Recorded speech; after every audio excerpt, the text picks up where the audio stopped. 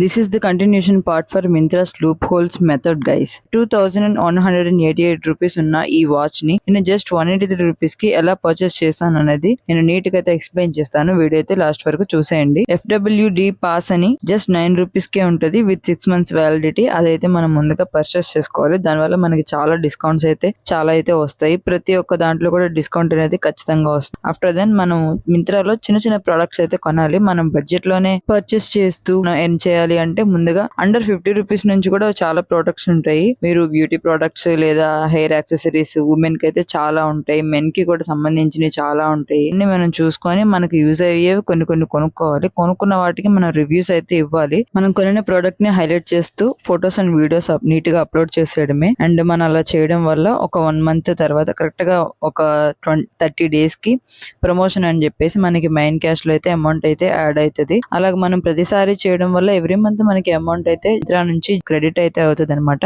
And ఆ amount కి 1 year వరకు ఎక్స్పైరీ డేట్ ఉంటుంది. సో మనం అలా అమౌంట్ వదిలేసి ఒకటేసారి పర్చేస్ చేయాలన్నా చేసుకోవచ్చు. ఇదంతా మీరు ట్రై చేసిన తర్వాత ఇంకా మీకు ఏమైనా డౌట్స్ ఉంటే మీరైతే కమెంట్ చేయండి. అలాగే ఫాలో అండ్ సబ్స్క్రైబ్ అయితే చేయండి. Thanks for watching Danny fashion space. By.